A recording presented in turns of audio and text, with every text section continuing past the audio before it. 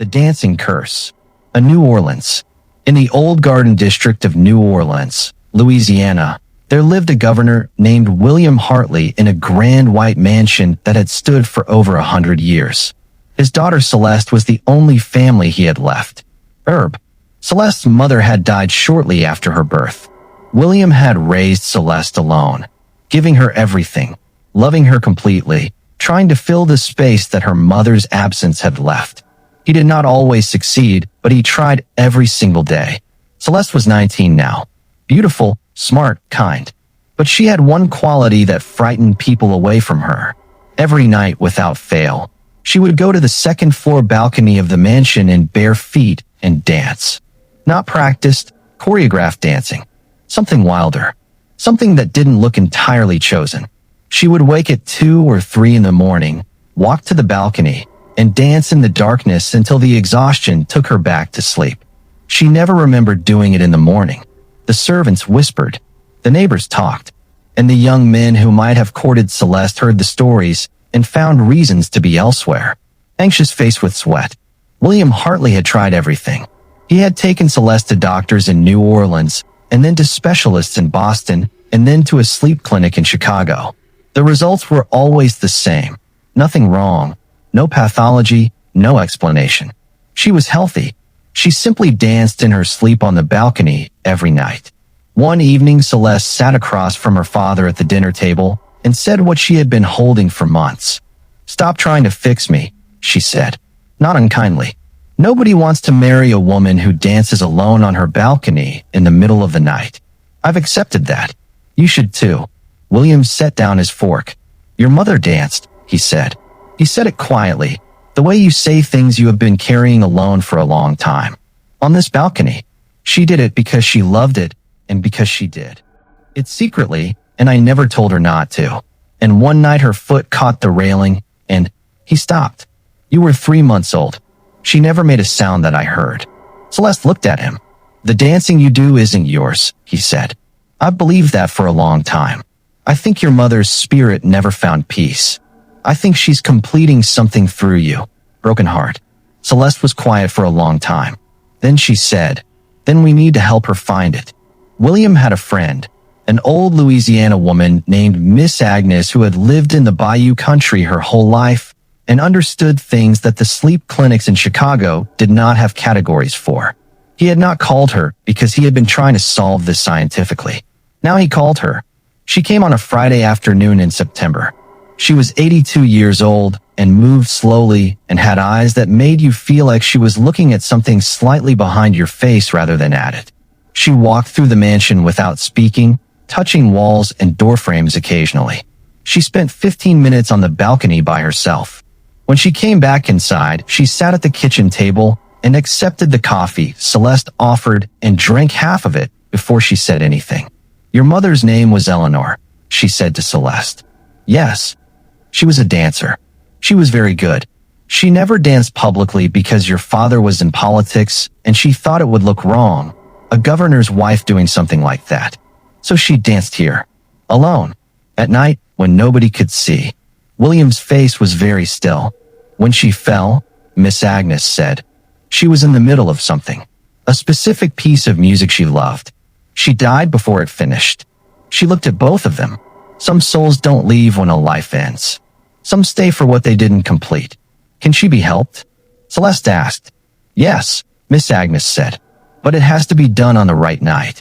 And you have to let her finish." Fearful-faced Miss Agnes said the right night was the next new moon, 7 days away. She gave them a list of things to prepare and left without explaining most of it. The week was strange. Celeste danced every night as always, but something was different. The dancing was more urgent, she reported when she woke in the mornings. More frantic, as if whatever was moving through her could sense that something was coming and was afraid it would not get what it needed. William watched from the doorway of the balcony each night. He watched what his daughter's body did when something else was moving it and thought about Eleanor, about a woman who had loved dancing and had been ashamed of loving it and had hidden it here on this balcony in the dark. He thought about what it cost a person to hide the things they loved. He thought about this every night for a week. Broken heart. The new moon fell on a Wednesday in late September. Miss Agnes arrived at 11 p.m. with the things she needed and set up on the balcony with the particular efficiency of someone who has done similar things before and knows how much time she has. When she comes, Miss Agnes said to Celeste, "Let her. Don't fight. Don't try to stop. Whatever she needs to complete, she needs to complete through you. Do you understand?" "Yes," Celeste said. "Mr. Hartley." Miss Agnes looked at William. "When Eleanor appears, and she will appear, not in Celeste's body, she will be separate tonight. You need to speak to her. Tell her she can go. She won't believe she has permission. She needs to hear it from you." William nodded. His face was the specific stillness of a man who has been preparing for something for 19 years and has arrived at the moment when preparation ends. At midnight, Celeste felt it, the familiar sensation that always preceded the sleep dancing, the warmth that moved up from her feet and through her chest and into her hands.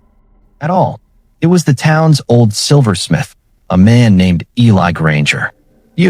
But you moved away 6 months ago. That's exactly what I wanted people to think. I never left. I've been right here, in this cellar. Everyone stood in shock. But the story wasn't over yet. What about everything stolen from people's houses? Travis asked. I took all of it. I started the witch rumor myself. People stayed scared, and I kept stealing in peace. Then Harold's face went pale. With a trembling voice, he asked, "And the woman from 25 years ago, who was she?" Eli's expression changed completely. Fear crept into his eyes. For the first time, he looked genuinely terrified. "That's exactly why I started all this. 25 years ago, my mother lived in this very town. People thought she was a witch, because at night, she'd carry 3 clay jars on her head, walking to the next town over to sell water. One night, a group of people mistook her for a witch and killed her. Before she died, she said the truth would come out one day. When I grew up, I learned what had happened to her. I wanted revenge. I brought the jar woman's story back so the town would be afraid, so they'd understand how dangerous rumors can be. But over time, the greed took over. I started stealing. Everyone fell silent. It seemed like the mystery was finally solved. Then, suddenly, a woman's voice came from inside the cellar. "Eli, Eli." The voice was perfectly clear. "Eli, it's time to go now." Eli's face turned white as paper. No, this can't be happening. A sudden cold wind burst out from inside the cellar, and then everyone saw it. A hazy figure standing in the darkness of the cellar. 3 jars on her head. This time, it wasn't Eli. The figure standing before them slowly began to move forward. Eli screamed in pure terror. "No, this can't be, no." A sudden gust of wind swept through. A few seconds later, when the light returned, the figure was gone. But Eli was lying unconscious on the. Eleanor turned back to the night. She danced for exactly the duration of whatever piece had been interrupted. Celeste felt it rather than heard it. 3 minutes and some seconds of complete and joyful movement on the balcony of a New Orleans mansion at midnight under a new moon sky. Then the music ended, and Eleanor Hartley, who had died before she finished one last dance, finished it, and was gone. The candles on the railing burned for a few more minutes, and then went out. The September night settled back into its ordinary sounds. Distant traffic, cicadas, the bayou moving somewhere south of the city. Celeste slept that night without going to the balcony. For the first time in years. A deep, complete, ordinary sleep. In the morning, she stood at the balcony doorway and looked at the railing where the candles had been and where her mother had stood and where her father had said the things he should have said 20 years earlier, and she felt something she didn't have a word for exactly. Not grief, not relief. Something between the two. The specific feeling of a thing resolving that has been unresolved for so long that the resolution itself feels unfamiliar. Broken heart. William made breakfast. He made it the way he always made breakfast on weekend mornings. Eggs, coffee, the specific Louisiana toast he had been making since Celeste was old enough to eat solid food. He put a plate in front of her without saying anything about the night before. She ate without saying anything about it either. After a while she said, "She was beautiful." "Yes," William said. "She loved dancing." She loved it more than almost anything. He refilled her coffee. I spent 19 years wishing I had made more room for the things she loved. Celeste looked at her father. She finished though, she said. She got to finish. Yes, he said.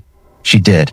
They ate the rest of breakfast in the companionable silence of two people who have been through something together and do not need to make it into more than it was.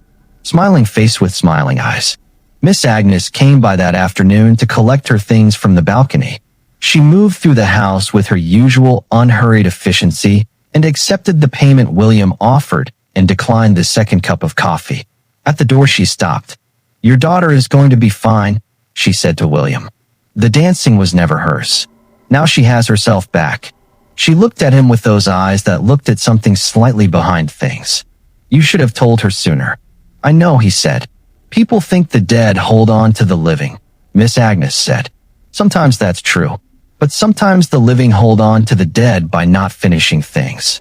Your wife would have left a long time ago if you'd finished that conversation when you had the chance."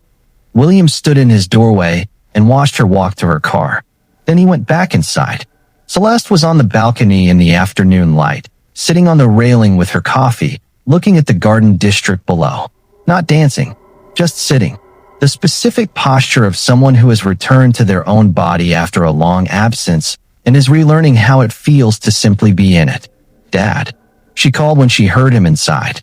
"Yeah, I think I might want to take dance classes." He was quiet for a moment. Then, "I think that would be wonderful."